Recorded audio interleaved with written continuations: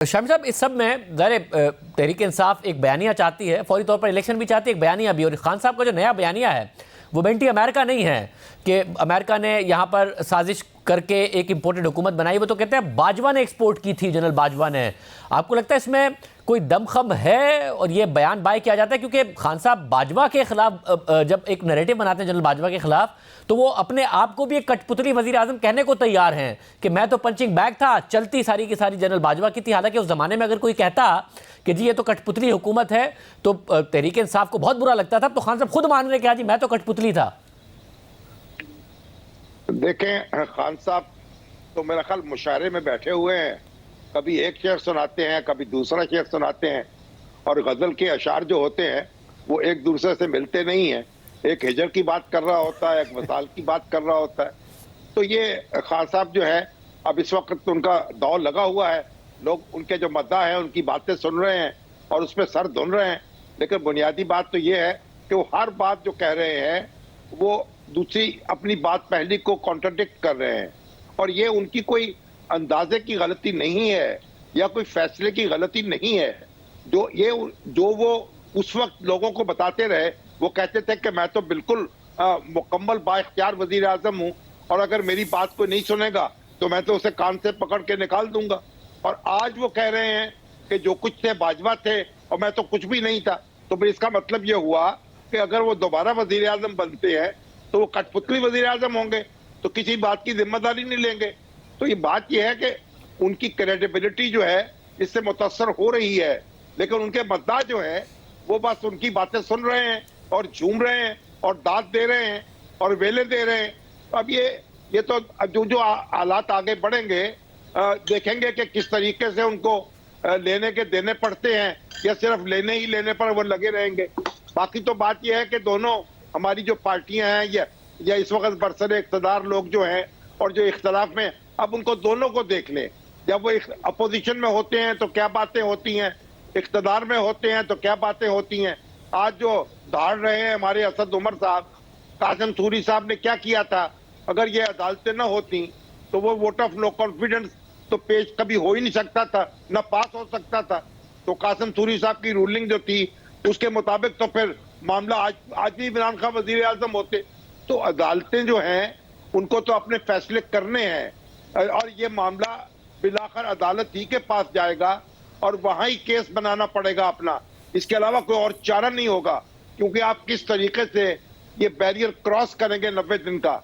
और आपको अगर ऐसा कोई इरादा है तो फिर खुल के सामने आ जाएं, अपने आर्गूमेंट्स ले आए। तो साहब चुपते भी नहीं और बात करते भी नहीं और चिलमन से आप लगे बैठे हैं, तो ये मामला ज्यादा देर नहीं चलेगा, मामले पेचीदा होते चले जाएंगे। हामिद साहब, आप बताइएगा, हमने तो जाहिर है वो जमाना देखा है कि जिसमें अगर इमरान खान साहब को कुछ कहा जाता था तो जनरल बाजवा साहब को बहुत बुरा लगता था।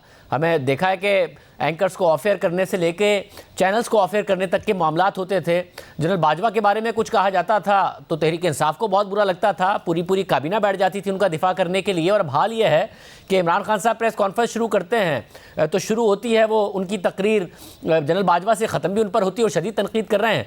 और जनरल बाजवा साहब कभी किसी सहाफ़ी से मुलाकात करके अपनी कहानी बयान कर रहे हैं, कभी किसी दूसरे सहाफ़ी को बता रहे हैं, अपनी तरदीद भी देते हैं, इसके अलावा धमकियाँ भी दे रहे हैं। एक सहाफ़ी ने बताया कि जी मेरे पास तो बड़ी चीज़ें मौजूद है इमरान खान की। ये जो ब्रेकअप हुआ है, जो कि बहुत ही अगली ब्रेकअप है, और खान साहब अब मुकम्मल बयानिया बना रहे हैं, इनका कोई फ़ायदा भी होगा उन्हें, क्योंकि वो अपने आप को भी कठपुतली वज़ीर आज़म के तौर पर पेश कर रहे हैं कि मेरी तो चलती नहीं थी।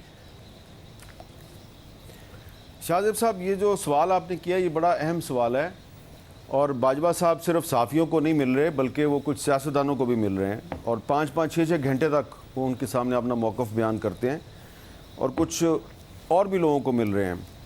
देखें, ये इमरान खान साहब ने ये जो बाजवा साहब पे एक फ्रंटल अटैक खोला है उनकी रिटायरमेंट के बाद, ये मेरा ख्याल है कि वो बहुत सोच समझ के कर रहे हैं और कुछ चीज़ों का मुझे भी इल्म है। मैं ये समझता हूँ कि अभी तक इमरान खान जो हैं उन्होंने जनरल बाजवा साहब के बारे में 10% भी बातें जो हैं वो जो उनको पता हैं वो नहीं की।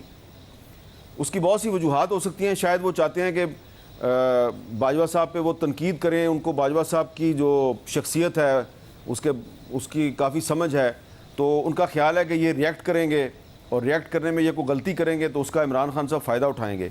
लेकिन ये मैं आपको बता सकता हूँ कि इमरान खान साहब ने बाकायदा एक पूरी लिस्ट बनाई हुई है कि उन्होंने बाजवा साहब के कौन कौन से मामलात जो हैं या उनकी नज़र में जो क्राइम्स हैं, मैं उनको मामलात का लफ्ज़ देता हूँ, उस पर उन्होंने उनको एक्सपोज करना है। और अभी वो इंतज़ार कर रहे हैं कि उनको गिरफ़्तार किया जाए या उनको डिसक्वालीफाई किया जाए। मैं बार बार रिपीट कर रहा हूँ, आपको बता रहा हूँ कि 10% भी अभी इमरान खान नहीं बोले। और दूसरी तरफ बाजवा साहब लोगों को कहते हैं कि मैंने तो अभी 5% भी इसके बारे में नहीं बोला, मेरे पास भी बहुत कुछ है। जैसा कि आपने भी जिक्र किया कि बाजवा साहब बकौल एक एंकर के कि उन्होंने बाजवा साहब ने ख़ुद इमरान खान साहब की बहुत सी रिकॉर्डिंग की हुई है।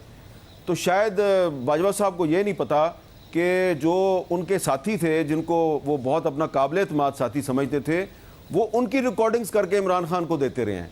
तो आप ज़रा सोचें कि इमरान खान जो है वो इतने एतमाद के साथ बाजवा साहब को चैलेंज क्यों कर रहा है, उन पर अटैक क्यों कर रहा है, कोई ना कोई चीज़ वजह तो होगी ना। तो इमरान खान साहब जो हैं वो कुछ ऐसे मामलात भी तश तश बाम करने का इरादा रखते हैं कि जिससे सिर्फ बाजवा साहब की ज़ात को नुकसान नहीं पहुँचेगा, हो सकता है कि इतना रिएक्शन हो, इतना बड़ा तूफ़ान आ जाए कि उसमें फिर इमरान खान साहब को भी नुकसान हो सकता है। लेकिन शायद इमरान खान साहब जो हैं वो उस शेर के मुताबिक उन्होंने पॉलिसी बनाई है कि हम तो डूबे हैं सनम, तुमको भी ले डूबेंगे। तो उनका एक ख्याल है कि बाजवा साहब पे जब वो अटैक करेंगे तो फिर उनके साथ जो एसोसिएटेड लोग थे वो भी सामने आएंगे, तो उनको सियासी फ़ायदा बहुत होगा। और खान साहब जो हैं वो आजकल प्राइवेटली ये भी कहते हैं कि मैं इनको इतना एक्सपोज करूँगा कि लोग भूल जाएंगे, जुल्फ़िकार अली भुट्टो को भी भूल जाएंगे और उस अल्ताफ़ हुसैन को भी भूल जाएंगे। मैं इनको इतना एक्सपोज करूँगा कि इनको छठी का दूध याद करवा दूँगा। तो शामी साहब, इस सब में ज़ाहिर है खान साहब चाहते हैं कि उनके एस्टैब्लिशमेंट के साथ राब्ते भी इस्तवार हों। फवाद चौधरी साहब कह चुके हैं कि सदर के ज़रिए भी अगर हो सके तो राब्ते बहाल होने चाहिए। और जब खान साहब जनरल बाजवा पर तनकीद करते हैं तो ज़ाहिर है जो हामिद मिर्ज़ा भी बता रहे हैं कि वो मैसेजिंग यही है और मौजूदा एस्टैब्लिशमेंट को भी है, वो मौजूदा एस्टैब्लिशमेंट भी तनकीद करते हैं। इस सब से आपको लगता है दबाव डालने में कामयाब हो जाएंगे कि जी मेरे साथ राब्ते में रहो, मेरे साथ मामला तय करो? ये हो नहीं सकता है कि जो पिछले 4-5 साल में मेरे लिए किया जाता था, नवाज शरीफ को बाहर करने से लेकर मुझे वज़ीर आज़म बनाने से लेकर मेरी हुकूमत चलाने तक, अब ये डिस्कनेक्ट नहीं हो सकता है, ये मामला दोबारा वैसे ही करो। देखें, जनरल राहील शरीफ ने और जनरल बाजवा ने तो जनरल परवेज मुशर्रफ को प्रोटेक्ट किया था, उनके लिए चीज़ों को मैनेज किया था। उनके खिलाफ जो मुकदमा यानी चल रहा था उसमें उन्हें सज़ा हो गई थी, उस सज़ा को ख़त्म कराया था और इस बात का बरमला एतराफ़ भी किया। और फिर वो दुबई जाने में कामयाब हुए और वहीं अल्लाह को प्यारे हो गए, उनका जस्द खाकी वापस आया। लेकिन देखना यह है कि जनरल बाजवा जो है, क्या वो यारो मददगार है या उनका अदारा जो है वो उनका तहफ़्फ़ुज़ भी करेगा या उनको प्रोटेक्ट करेगा? तो एक तो उस अदारे का ये इम्तिहान है। और जनरल बाजवा भी मेरा ख्याल है ये समझ रहे हैं कि कुछ ना कुछ तहफ़्फ़ुज़ तो उनको मिलेगा। लेकिन जो इमरान खान साहब जिस तरीके से बरस रहे हैं वो तो समझ रहे हैं कि उनकी पोजीशन मजबूत हो रही है। मैं समझता हूं कि उनकी पोजीशन कमजोर हो रही है, उनकी क्रेडिबिलिटी जो है उसको ज़ोफ़ पहुंच रहा है और वो एक खुद को एक ऐसी गली में ले जाते चले जा रहे हैं जिसके दूसरी जानब कोई रास्ता नहीं है। और वो जो लाडले तो नहीं बन सकेंगे दोबारा और उनके लिए मुश्किलात में इजाफा होगा। और ये जो पेचीदा सूरत हाल है, देखिए, जो अगर दफाई अदारे कमजोर होते हैं तो वो भी पाकिस्तान के लिए कोई अच्छी खबर नहीं है, और अगर सियासी अदारे जो हैं उनकी दुर्गत बनती है तो वो भी हमारे सामने है। तो इसलिए जो ये फ्री स्टाइल में कुश्ती खेली जा रही है ये किसी को नुकसान तो पहुंचा सकती है, लेकिन मेरा ख्याल सबसे ज्यादा नुकसान खुद इमरान खान साहब का होगा अगर उन्होंने अपनी हिकमत अमली पे गौर ना किया।